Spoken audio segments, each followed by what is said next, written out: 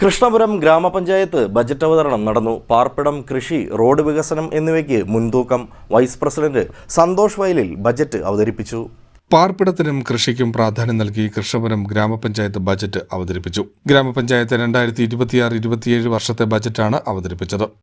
വരവ് 1 ലക്ഷം, മറ്റു ഉൽപ്പന്നങ്ങളുടെ വിൽപ്പനയിൽ വരവ് 1,50,000, ഫോമുകളുടെ വിൽപ്പനയിൽ നിന്നുള്ള വരവ് 10,000, ടെൻഡർ ഫോമുകളുടെ വിൽപ്പനയിൽ നിന്നുള്ള വരവ് 2,75,000, സ്ക്രാപ്പ് വിൽപ്പനയിൽ നിന്നുള്ള വരവ് 1,25,000, കാലഹരണപ്പെട്ട ആസ്തികളുടെ ലേലത്തിൽ നിന്നുള്ള വരവ് 30,000, ആകെ 6,90,000.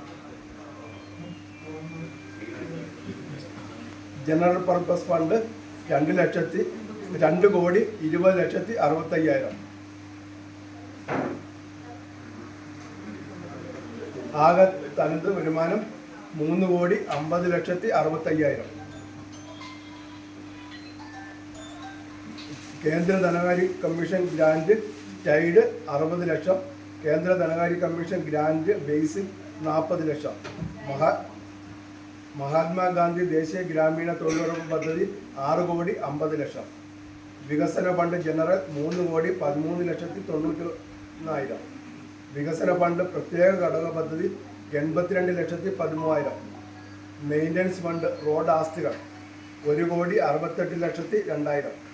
32,97,29,000 രൂപ വരവും 32,31,86,040 രൂപ ചെലവും പ്രതീക്ഷിക്കുന്ന ബജറ്റിൽ 65,42,960 രൂപ മിച്ചം കണക്കാക്കുന്നു. കഴിഞ്ഞ സാമ്പത്തിക വർഷത്തിലെ 1,18,77,303 രൂപ മിച്ചം കൂടി ചേരുമ്പോൾ 1,84,20,260 രൂപ മിച്ചമാകും. വൈസ് പ്രസിഡന്റ് സന്തോഷ് വയലിൽ ബജറ്റ് അവതരിപ്പിച്ചു. പഞ്ചായത്ത് പ്രസിഡന്റ് ജെസി കോശി അധ്യക്ഷത വഹിച്ചു. പാർപ്പിടം, കൃഷി, റോഡ് വികസനം, യുവജനക്ഷേമം എന്നിവയ്ക്കാണ് ബജറ്റിൽ മുൻഗണന നൽകിയിരിക്കുന്നത്.